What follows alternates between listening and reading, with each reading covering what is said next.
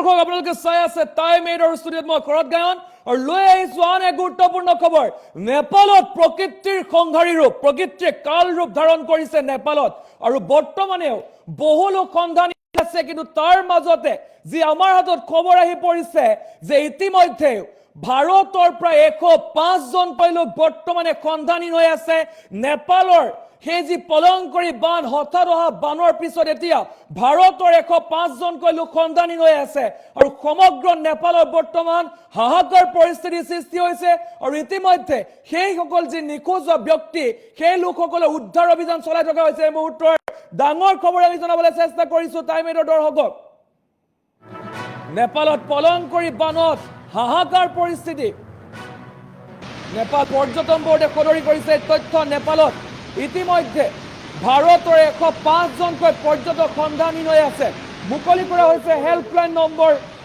Number মুকলি কৰিছে ইতিমধ্যে নেপালত প্ৰকৃতিৰ সংহাৰী ৰূপ ভাৰতৰ 105 জনকৈ পৰ্যটক সন্ধানী হৈ আছে বিভিন্ন সময়ত নেপাললৈ যোৱা দেখিবলৈ পোৱা যায় ভাৰতৰ লোকসকল চিকিৎসাৰ ক্ষেত্ৰতে হওক বা ফুৰিবলৈ যোৱা এনেধৰণে নেপাললৈ যায় কিন্তু তাৰ মাজতে ভয়ংকৰ খবৰ আহি পৰিছে 105 জনকৈ পৰ্যটক বৰ্তমানেও সন্ধানী হৈ আছে আৰু পলংকৰী বানত হাহাকাৰ অৱস্থা সৃষ্টি হৈছে নেপাল পৰ্যটন বোৰ্ডে সদৰি কৰিছে তথ্য যে 105 জনকৈ ভাৰতীয় নাগৰিক বৰ্তমান সন্ধানী ভাৰতৰ নাগৰিক লগতে Australia Netherlands USA Malaysia UK South Africa এনেধৰণে ধৰি প্ৰায় 291 গৰাকী বৰ্তমানলৈকে সন্ধানী হৈ আছে এই যি পলংকৰী বানত 291 গৰাকী লোক সন্ধানী হৈ আছে তাৰ মাজতে ভাৰতৰ প্ৰায় 105 জনকৈ লোক সন্ধানী হৈ আছে ইতিমধ্যে যি খবৰ আহি পৰিছে পৰৱৰ্তী সময়ত আৰু অধিক তথ্য বৃদ্ধি পোৱাৰ সম্ভাৱনা আছে কিন্তু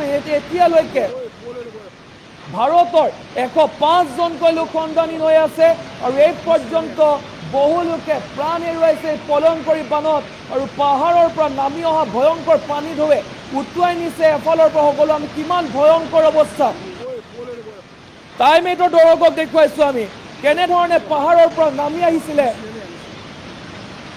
সেই পানী কেনেধৰণে নামি আহিছিলে আৰু তাৰ পাছত কি অৱস্থাৰ সৃষ্টি হৈছিলে আমি সেইখন যিখন জাৰি কৰিছে যিখন তথ্য মুকলি কৰিছে নেপাল পৰ্যটন বোৰ্ডৰ তৰফৰ পৰা যি তথ্য সদৰি কৰিছে আমি দেখুৱাইছো 59 গৰাকী ইণ্ডিয়ান লোক প্ৰথম অৱস্থাত যিটো নাম আছিলে অৰ্থাৎ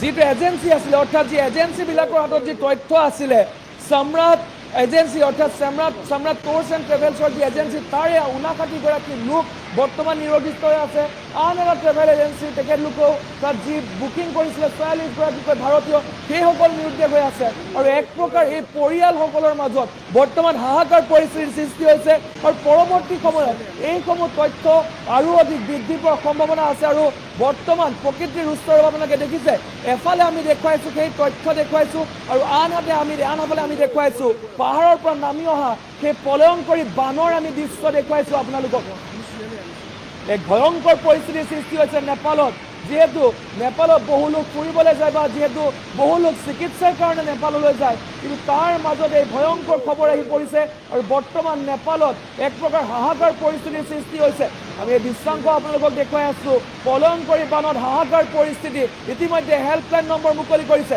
মই হেল্পলাইন নম্বৰটো আপোনালোকৰ আগত ক'বলৈ চেষ্টা কৰিম 1234 যিটো ইমাৰ্জেঞ্চি টল ফ্ৰী নাম্বাৰ মুকলি কৰিছে যদি আপোনালোকৰ কোনো লোক যদি খবৰ নাই পোৱা তেতিয়াহ'লে আপোনালোকে যিটো টল ফ্ৰী ইমাৰ্জেঞ্চি নাম্বাৰ 123 ফোন কৰিব পাৰে হটলাইন নাম্বাৰটো হৈছে 1144 তাৰ পাছত টুৰিষ্ট পুলিচৰ যিটো নাম্বাৰ দিছে 9851289445 এই দুটাকৈ তিনিটাকৈ নাম্বাৰ উল্লেখ কৰিছে যি নেপাল পৰ্যটন বোৰ্ডৰ তৰফৰ পৰা এটা হৈছে টল ফ্ৰী নাম্বাৰ 1234 আনটো হৈছে হটলাইন নাম্বাৰ 1144 আৰু আনটি হৈছে 9851289445 আমি স্ক্ৰীনত আপোনালোকক দেখুৱাই আছে নাম্বাৰটো আপোনালোকে যদি আপোনালোকৰ কোনো পৰিয়ালৰ লোক যদি নেপাল গৈছিলে বা বৰ্তমান কোনো লোক নিৰ্দিষ্ট হৈ আছে গতিকে আপোনালোকে ফোন কৰিব পাৰে বা এই নাম্বাৰত আপোনালোকে যোগাযোগ কৰিব পাৰিব যিহেতু এতিয়ালৈকে 105 গৰাকীকৈ লোক ভাৰতৰ 105গৰাকীকৈ লোক বৰ্তমানেও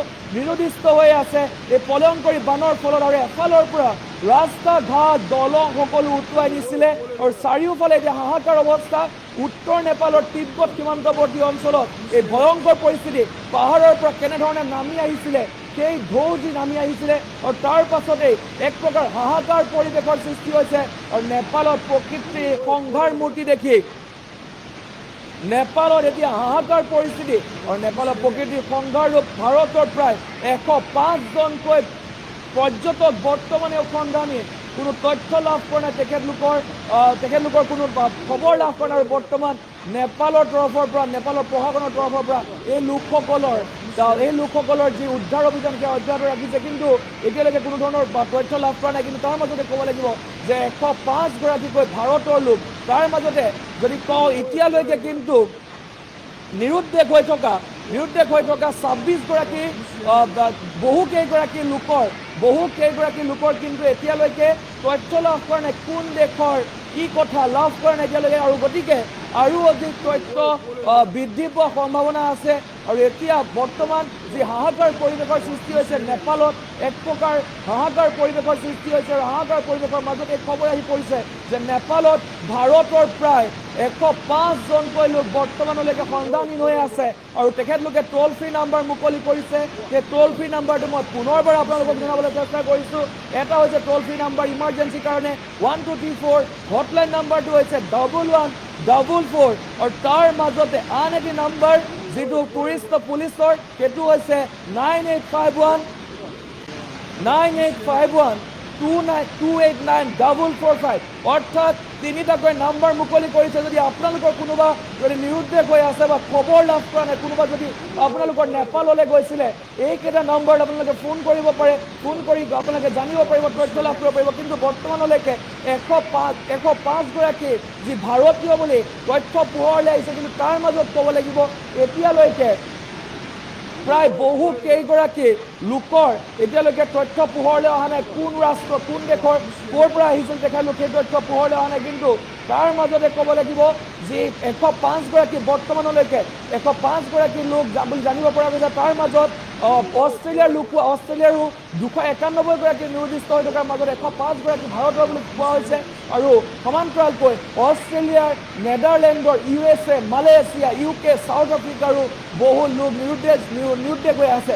আৰু এতিয়ালৈকে বহু লোকৰ জানিব পৰা নাই কোন ৰাষ্ট্ৰ আছিলে, এনেধৰণে খবৰ লাভ কৰা নাই। কিন্তু পৰৱৰ্তী সময়ত এই তথ্য আৰু অধিক বৃদ্ধি পোৱাৰ সম্ভাৱনা আছে। আৰু বৰ্তমান নেপালত এক প্ৰকাৰ হাহাকাৰ পৰিৱেশৰ সৃষ্টি হৈছে জনাইছে এই মুহূৰ্তৰে খবৰ। আৰু 111গৰাকীকৈ লোকৰ বৰ্তমানেও কোনো ধৰণৰ তথ্য লাভ কৰা নাই, কোন ক'ৰ পৰা আহিছিল তেখেতলোক, ক'ৰ হয়, ভাৰতৰে নে অন্য ৰাষ্ট্ৰৰ, সেয়া এতিয়ালৈকেও অহা নাই। 111গৰাকী লোকৰ তথ্য পোহৰলৈ অহা নাই। 105গৰাকী ভাৰতীয় বুলি গম পোৱা গৈছে 291গৰাকীৰ ভিতৰত। আৰু তাৰ মাজত আন ৰাষ্ট্ৰৰো আছে, কিন্তু 111গৰাকী লোকৰ এতিয়ালৈকে পৰিচয় লাভ কৰা নাই। কোন ৰাষ্ট্ৰৰ তেখেতলোক এতিয়ালৈকে পৰিচয় ওলোৱা নাই। আৰু বৰ্তমান এক প্ৰকাৰ হাহাকাৰ পৰিৱেশৰ সৃষ্টি হৈছে। বহু লোক নেপালত ফুৰিবলৈ গৈছিলে, কোনোবাই চিকিৎসাৰ কাৰণে গৈছিলে, কিন্তু কোনেও হয়তো কল্পনা কৰা নাছিলে আজিৰ এই দিনটোৰ কথা, কিন্তু কোনেও কল্পনা কৰা নাছিলে হঠাৎ অহা প্ৰলয়ংকৰী বানে এফালৰ পৰা সকলো মহতিয়াই লৈ গৈছিলে, ঘাঁহি মুহি নিছিলে, তছনছ কৰি নিছিলে। পাহাৰৰ পৰা নামি অহা সেই প্ৰলয়ংকৰী বানৰ পিছতেই এক প্ৰকাৰ হাহাকাৰ পৰিৱেশৰ সৃষ্টি হৈছে সমগ্ৰ নেপালত। আৰু যিহেতু বৰ্তমান সময়ত আমি দেখিবলৈ পাওঁ যে বৰ্তমান সময়ত যদি আমি কওঁ যে প্ৰকৃতিয়ে বিভিন্ন সময়ত ৰুষ্ট ৰূপ ধাৰণ কৰা দেখিবলৈ পোৱা গৈছে। আৰু এইবাৰ নেপালত প্ৰকৃতিয়ে ৰুষ্ট ৰূপ ধাৰণ কৰিছে। নেপালত এক হাহাকাৰ পৰিৱেশৰ সৃষ্টি হৈছে। নেপালত জলৰ তাণ্ডৱ আৰু ভয়ংকৰ জলপ্ৰলয়, সেই যি দৃশ্য আমি আপোনালোকক দেখুৱাইছোঁ, কিমান জোৰত আহিছিলে সেই পানী, এফালৰ পৰা সকলো মহতিয়াই লৈ গৈছিলে। 105গৰাকীকৈ লোক নিৰুদ্দেশ হৈ আছে। তাৰ মাজতেই জলপ্ৰলয় নিখুঁত হৈছে 105গৰাকী।